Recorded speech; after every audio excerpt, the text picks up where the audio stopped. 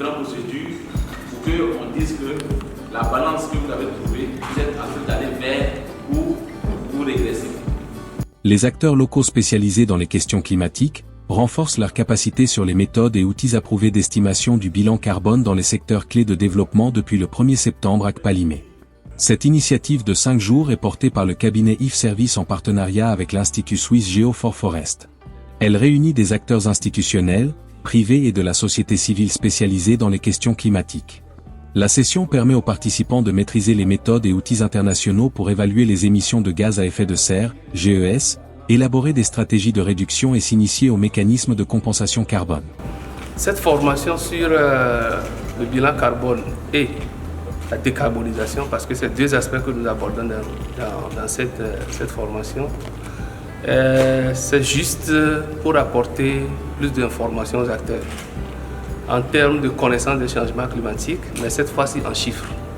C'est vrai, nous parlons beaucoup de changements climatiques, nous arrivons à énumérer les conséquences, tout ce que ça produit, mais il est très difficile de quantifier un certain nombre de choses, notamment les sources ou bien les données de base qui justifient les conséquences ou sinon les méfaits que nous vivons souvent. Et donc, il y a des approches mondialement connues, comme par exemple les approches d'évaluation du bilan carbone, parce que c'est à partir des émissions que nous constatons tout ce qui est phénomène, tout ce qui est conséquence des changements climatiques.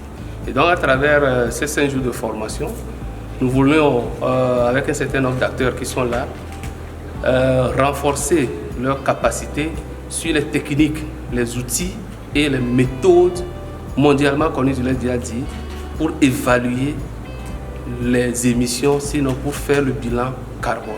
Cette formation intervient dans un contexte où le Togo, fortement exposé aux effets du réchauffement climatique, fait face à des inondations, sécheresses, érosion côtière et risques sanitaires accrus.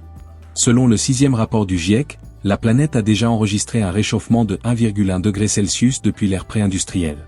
Pour répondre à cette urgence, le pays s'est doté d'un cadre réglementaire renforcé, notamment avec le décret encadrant les mécanismes carbone. Dans le cadre de cette formation, les modules qui ont été adressés sont des modules qui prennent en compte les différents outils d'élaboration des bilans carbone, mais également aussi des notions pour comprendre un peu tout ce qui est dans le marché et sur le marché carbone au niveau de l'Afrique et au niveau international. Et ça permet quand même de comprendre le contexte global en termes de lois, de réglementation qui encadrent cette initiative-là et fait ce lien entre la réglementation au niveau national et international avec les projets potentiellement qui pourraient être développés par les impétrants. Cela dénote que la formation tombe bien pour ces acteurs-là qui en avaient besoin pour renforcer leurs capacités, mais également aussi être des acteurs du changement. L'évaluation environnementale, c'est toutes les études qui permettent de réaliser les évaluations stratégiques environnementales, les études d'impact et les audits. Mais maintenant, comment prendre ce bilan carbone, cet aspect dans nos activités de tous les jours, c'est ça que nous sommes en train de voir et c'est une formation très bénéfique pour nous en tant qu'Agence nationale de gestion de l'environnement et je pense que c'est ainsi aussi pour toutes les autres structures qui sont venues ici.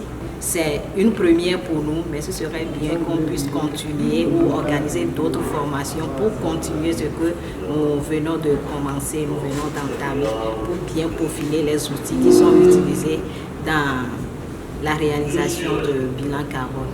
À l'issue de la formation, les participants devraient être capables de mettre en œuvre un plan de décarbonation adapté à leur secteur, de comprendre les opportunités économiques liées au marché des crédits carbone et de s'aligner sur les standards internationaux. Sincèrement, cette formation est venue à point nommé à mon niveau parce que depuis un certain temps, j'entends parler de bilan carbone, crédit carbone, finance carbone. Je ne sais pas ce que c'est exactement.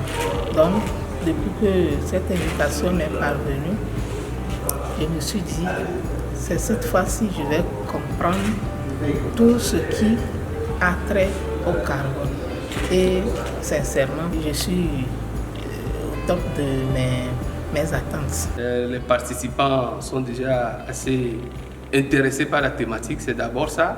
Parce que si les gens sont venus, c'est parce qu'ils ont marqué un intérêt pour le sujet. Ils sont là et ils suivent. Il y a beaucoup d'interactions.